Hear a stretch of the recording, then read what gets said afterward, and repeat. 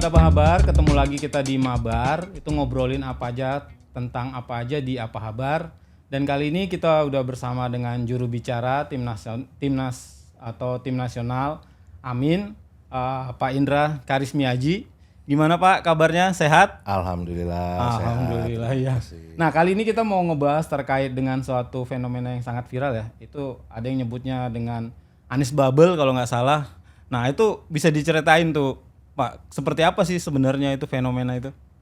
Anies Bubble itu sebetulnya adalah efek dari live TikToknya Pak Anies. Jadi beberapa hari yang lalu untuk pertama kalinya Pak Anies melakukan live TikTok di TikTok ya.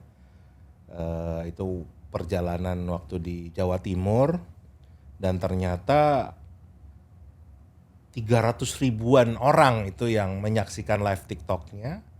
Dan dari situ ternyata banyak yang mengapresiasi, kemudian muncullah di X di Twitter itu akun yang namanya Anies Bubble yang menggunakan konsep K-pop gitu ya, dan ternyata memang menarik buat K-popers gitu. Jadi ini suatu hal yang kami di timnas sendiri terus terang tidak memprediksi, tidak menginisiasi, jadi betul-betul organik. Dan kami pun juga tidak mau ikut-ikutan masuk ke dalam diskusi adik-adik kita ini ya, ini kan rata-rata Gen Z ya. Karena terus terang saya sendiri nggak ngerti bahasanya gitu, tapi membaca komen-komen mereka itu ada kebanggaan buat kami-kami yang tua ini. Pertama ternyata mereka peduli ya dengan kondisi negara kita, dengan ternyata bagaimana bicara untuk mencari pemimpin yang baik, pemimpin yang tepat. Yang tadinya kan kita berpikir anak-anak Gen Z ini nggak peduli dengan, tapi ternyata melihat itu mereka sangat peduli, komen-komentarnya cerdas-cerdas kan gitu. Jadi kami sangat mengapresiasi dan berterima kasih karena ternyata misi kami untuk memang menjadi pemimpin untuk semua, membawa aspirasi seluruh anak bangsa, jadi mau yang Gen Z, mau yang milenial, mau yang Gen X, mau yang Gen Y, baby boomers, itu semua kita akomodir dan ini syukur alhamdulillah anak-anak Gen Z sangat mengapresiasi dan bahkan dinobatkan menjadi abah nasional kan gitu. Jadi figurnya Pak Anies Baswedan ini memang seperti ayah untuk kita semua. Jadi bapak bangsa kan gitu. Itu yang kami lihat, satu bangga, yang kedua juga apa ya? Ada jadi melo melihat ternyata penerimaannya anak-anak kita demikian. Artinya memang nggak ada yang menyangka juga ya bahwa pendekatan yang sangat terkesan sangat personal ya buat masing-masing orang itu ternyata lebih menyentuh ya. Dan kalau bisa nge-highlight tadi kata Pak Indra tadi terkait bahwa Gen Z ini ternyata memang sangat peduli, sebuah hal yang mungkin kita tidak bisa menangkap itu ya. Karena kita ngerasa Gen Z biasa gitu ya, hura-hura segala macam. Ternyata tidak seperti itu. Nah, lalu dengan fenomena Anies Bubble ini sendiri kita pingin tahu nih Pak, itu sebenarnya inisiatifnya tuh datangnya dari mana ini? Karena ini karena seperti saya sampaikan organik ya. Jadi kita pun tidak tahu siapa di belakang Anies Bubble ini, dan terus terang kalau kita baca postingannya itu ada yang pakai bahasa Korea, itu ada yang istilah-istilah yang kita burung hantu ya.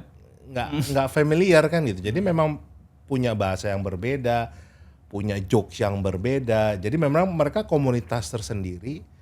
Jadi kami pun di Timnas Amin ini nggak mau masuk ke dalam situ, mau mengintervensi, mau ini nggak, biarkan hidup saja, organik saja. Jadi betul-betul ya kalau bahasa kami ya ini bagian dari bantuan langit kan gitu. Yang sesuatu yang tidak kita prediksi ternyata mendapat dukungan yang luar biasa, dan itu sangat kami apresiasi dan kami terima kasih sekali. Jadi satu hal yang akhirnya kami sangat gembira itu ternyata generasi muda Indonesia itu lebih suka fakta daripada gimmick. Oke. Itu yang bisa kita lihat. Ternyata mereka lebih menerima yang apa adanya, lebih suka sesuatu yang dialogis, sesuatu yang punya hubungan seperti keluarga, ayah dan anak. Jadi bisa berdiskusi secara terbuka dibanding yang gimmick, yang joget-joget, yang dengan hal-hal yang sebetulnya tidak dialogis kan begitu, yang satu arah. Itu yang buat kami sangat menggembirakan untuk masa depan bangsa ini. Nah ini kalau misalnya boleh ditarik agak lebih luas tuh kan Pak, maksudnya anak-anak muda yang tadi peduli ini sebenarnya ini masuk dalam radar timnas nggak sih sebenarnya, bahwa mereka tuh sebenarnya yang menjadi bagian yang harus kita rangkul gitu? Kalau dari data KPU kan jelas ya, Gen Z dan milenial itu lebih dari 50%. 50% ya, Bahkan ada yang mengatakan sampai 56%. Jadi saya yakin semua paslon, semua kubu itu berupaya untuk menarik perhatian dari Gen Z dan milenial ini yang jumlahnya sangat besar. Tapi kan belum ada yang punya formula terbaik. Dan beruntung ternyata kami menemukan dengan cara yang mungkin nggak terlalu sophisticated, nggak terlalu ribet kan begitu, hanya dengan live Nggak perlu dana besar ya? Bahkan tidak ada dana sama sekali kan gitu. Kita betul-betul live TikTok tuh kan modalnya cuman HP sama kuota. Dan cuman ngobrol aja, dan yang live itu bisa tanya apa aja kan begitu. Yep. Dan semuanya itu natural, nggak ada yang dibuat-buat ya. Jadi kita lihat di hari pertama Pak Anies itu nggak ngerti cara matiin live TikTok, itu beneran emang nggak ngerti caranya. Sampai nanya ya kalau nggak salah ya, nanya ke orang ada yang bisa bantuin. Gimana cara kan? Karena nggak ngerti. Tim yang di belakang jadi malah ketawa gitu loh. Jadi bukan yang bantuin kan gitu, malah ikut ngeliat itu satu hal yang lucu dan natural. Yang hari kedua ada yang nanya kacamatanya etalase berapa, ya. Itu di googling beneran loh sama Pak Anies gitu. Dia nggak tahu ya etalase, padahal tuh bagian dari TikTok Shop ya. Nah kan itu bagian dari kalau orang belanja di TikTok Shop kan seperti itu. Itu ketahuan memang Pak Anies nggak pernah belanja di TikTok, nggak pernah tahu. Tapi kan tidak ada upaya untuk menunjukkan jaga image, menjadi orang yang selalu paling pintar, enggak. Nanya beneran, ini maksudnya apa sih? Googling, kok di Googling nggak ada ya? Di Google nggak ada ya? Baru setelah sehari berikutnya baru tahu kan begitu. Maksudnya itu kan. Jadi cuman ngerjain doang. Tapi juga beliau nggak marah, beliau nggak ini, justru malah ketawa terus kan gitu loh. Jadi justru keakraban itu yang sepertinya sudah sekian lama hilang di bangsa ini. Jadi padahal itu di ruang virtual ya sebenarnya ya. Nah, kan ternyata era sekarang itu kita nggak harus bertatap muka, tapi bertatap maya itu yang namanya dialog tetap bisa dilakukan. Dan yang hari kedua itu 420.000. Iya, dan jadi, saya ingat juga itu ada yang nanya, boleh nggak Pak kita manggil Pak Anies dengan sebutan Abah? Nah itu kan gimana itu? Kalau saya pribadi tidak heran. Karena kebetulan saya menyaksikan dengan mata kepala sendiri tanggal 24 Desember 2023 yang lalu, malam Natal. Pas malam Natal, saya ajak Pak Anies itu untuk mengunjungi sebuah panti asuhan Katolik dikelola oleh Biarawati Katolik di daerah Semarang. Jadi kalau buat kami, tapi itu nggak ke cover media ya Pak waktu itu ya? Ada sih, ada beberapa media, tapi memang kita kan nggak kampanye, tapi gini loh, buat kami umat Nasrani, acara Natal itu adalah acara keluarga, ya kan, karena kan kita bicara lahiran Nabi Isa, kan itu berarti kan keluarga kan, ada bayi, ada bapak, ada ibu kan ceritanya. Jadi biasa kami merayakan bersama keluarga, kita ngasih kado Natal, itu kan bagian dari acara keluarga ya. Nah di panti asuhan ini kan mereka yang nggak bisa merayakan dengan keluarganya, nggak ada ya, nggak ada keluarga kan gitu. Nah disitulah kenapa saya ajak Pak Anies datang untuk merayakan Natal bersama dengan anak panti asuhan. Dan di tempat itu terjadi keakraban yang luar biasa, padahal ini pertama kali mereka bertemu. Kalau untuk Pak Anies itu juga pertama kali Pertama kali bertemu dengan anak-anak. Natal di panti asuhan. Natal di panti asuhan sepertinya juga baru pertama kali. Oke. Gitu. Ke beberapa panti asuhan yang dikelola oleh saudara-saudara yang Muslim sering. Tapi yang Katolik, yang Kristen dalam acara Natal itu seumur hidup baru kali itu. Dan berjalan nyaman saja, dan menarik di tengah-tengah acara itu terjadi setelah Bu Ferry, Bu Anies itu membacakan dongeng buat anak-anak sebagai bagian dari kado Natalnya. Nah, kemudian anak-anak itu memanggil Bu Ferry sebagai bunda. Dan kemudian mereka minta izin, Pak Anies boleh nggak kami memanggil Bapak ayah?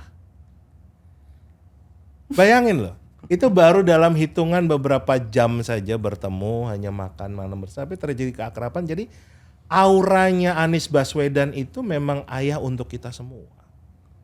Jadi nggak heran buat saya kalau beliau tuh dipanggil Abah Nasional. Karena memang beliau menjadi seorang yang ayah yang sangat baik, ayah yang sangat bijak, ayah yang sangat cerdas gitu. Tapi nggak pernah menggurui, nggak pernah. Jadi betul-betul akrab lah. Idaman lah kan gitu Iya, loh. iya. Jadi ayah idaman kan gitu. Jadi itu yang kelihatannya juga ditangkap oleh adik-adik Gen Z, bahkan yang Alpha ini kan juga melihatnya seperti itu. Jadi buat saya nggak kaget, tapi ya bersyukur kalau ternyata bisa ditangkap dengan audiens yang lebih luas lagi. Ini sama sekali bukan maksudnya bukan sebuah rekayasa ya berarti Pak ya? Sama sekali semua proses yang dilalui oleh Timnas Amin itu nggak ada yang rekayasa. Karena kami juga nggak punya anggaran untuk merekayasa apapun. Jadi semuanya harus organik, semua harus apa adanya, termasuk desak Anies itu kan dibebaskan mau bertanya apa saja, mau menghujat, mau apa bebas. Nggak ada restriksi apapun. Menarik banget sih ini. Nah kalau selanjutnya ini kan kita waktu pemilihan kan nggak lama lagi ya. Paling cuma sekitar berapa minggu lagi gitu. Nah kalau dari tim nasional sendiri ini apa yang akan dilakukan gitu Pak untuk bisa memperluas lagi reach yang ada sekarang ini gitu? Intinya ya kami berupaya seoptimal mungkin dengan segala keterbatasan kami untuk memperkenalkan sosok Anies Baswedan dan Muhaimin Iskandar yang faktanya, yang nyatanya seperti apa. Dan pengalaman kami, kalau mereka sudah kenal sosok Anies Baswedan, sosok Muhaimin Iskandar, jatuh cinta. Jadi kita nggak perlu gimmick, kita nggak perlu pencitraan, kita justru yang apa adanya dengan kapasitas, kualitas. Beliau ini memang harus diakui, justru bangsa ini yang rugi kalau beliau ini tidak menjadi pemimpin kita bersama. Kita sangat yakin bangsa ini akan dibawa ke sebuah kemakmuran bersama, di mana akan terjadi keadilan untuk semua. Jadi tidak hanya kelompok tertentu, mau generasi Alpha merasakan keadilan, mau generasi Z merasakan keadilan, generasi X merasakan keadilan, generasi Y, baby boomers semuanya akan merasakan keadilan. Itu memang tujuan dari yang kami perjuangkan ini, dan semua suara, semua aspirasi akan kita tampung. Yep. Nah kalau sekarang itu kan banyak termasuk juga apa yang udah dilakukan sama Pak Anies gitu dan Pak Muhaimin. Sebenarnya yang dibutuhkan dalam waktu yang sangat singkat ini sebenarnya apakah pengenalan tokoh secara pribadi atau sebenarnya program? Karena kayaknya program ini kayaknya agak sedikit tertutup, itu gimana? Menariknya semua program yang ditawarkan di kubu Amin ini ada contohnya. Jadi bukan lagi sebuah janji, based on tapi sebuah eskalasi kan gitu. Contoh ini yang hari ini ditawarkan di Sumatera Barat, misalnya membangun stadion internasional level FIFA. Contohnya udah ada JIS, ya kan? Jadi sudah ada. Mau bikin transportasi yang terstruktur, yang terkoneksi, Jaklingko sudah ada. Jadi semua program yang dibuat oleh kubu Anies Baswedan, Muhaimin Iskandar, kubu Amin itu bagusnya itu semua ada contohnya. Jadi bukan cuman sekedar janji, tapi bicara eskalasi dari titik DKI Jakarta akan diperluas menjadi nasional. Oke ya, itu menarik sih Pak. Itu kekuatan yang sangat besar sih. Nah mungkin Tapi kita kan juga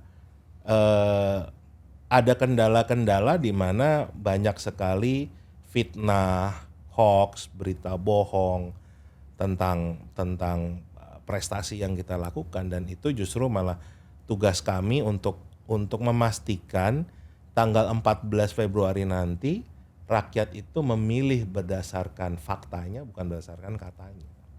Itu tugas kami di Timnas Amin. Oke, Pak, ini ada karena kita berasal dari lokal, khususnya Banjarmasin gitu, Pak. Dan di beberapa kesempatan juga Pak Anies juga sempat menyinggung kan tentang Kalimantan Selatan, misalnya terkait dengan pengerjaan proyek kereta api di sana yang sebenarnya itu udah didengung-dengungkan jauh sebelum itu. Nah, kalau untuk Kalsel sendiri nih, Pak. Secara khusus bicara tentang Kalsel itu yang memang akan kita perbaiki adalah gedung-gedung sekolah.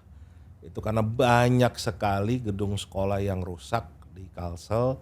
Bahkan saya melihat dengan mata kepala sendiri, nggak ada listriknya, ya kan?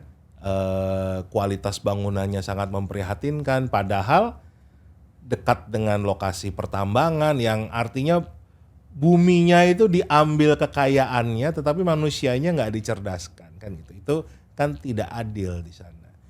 Jadi itu yang akan kita perbaiki. Kemudian tentunya nanti akan berhubungan dengan lapangan pekerjaan, ya kan.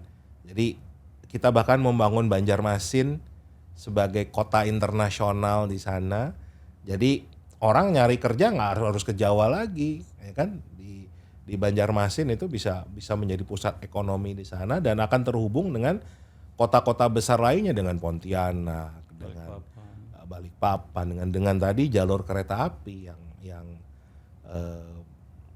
menjadi standar untuk internasional juga kan, menghubungkan daerah-daerah yang cukup jauh itu cost-nya juga lebih murah dibandingkan hanya membangun satu titik. Itu yang kita berikan pilihan kan buat rakyat ini, mau bangun satu titik di mana rakyat Kalsel nggak akan merasakan, atau kita bangun salah satunya Kalsel berhubungan dengan tempat-tempat lain jadi semuanya merasakan. Itu kan bagian dari keadilan tadi ya. Oke, menarik Pak. Mungkin agak sedikit melompat ini Pak, sedikit aja.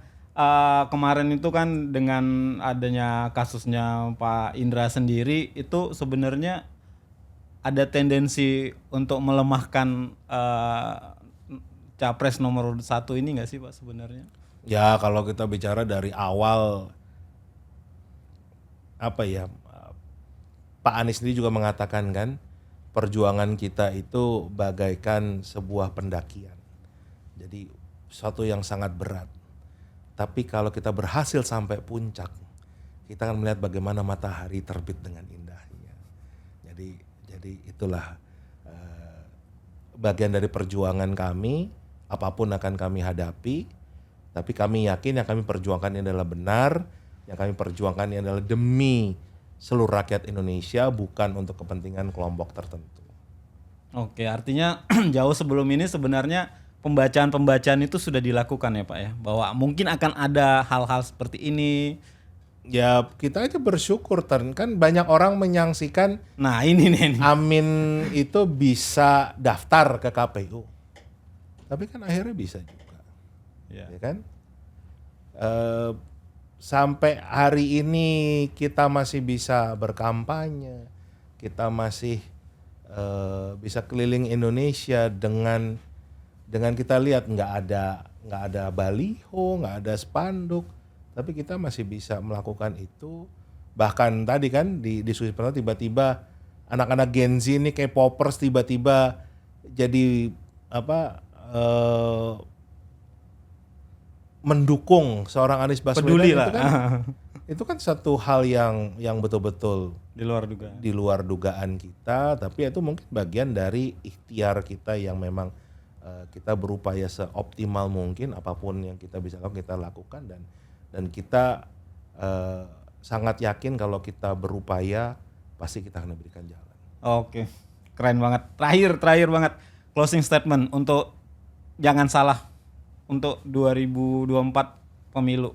Ya, buat para teman-teman yang akan memberikan hak pilihnya tanggal 14 Februari, tolong pikirkan betul-betul karena apapun yang akan Anda lakukan, yang Anda pilih itu akan menentukan masa depan kita bersama.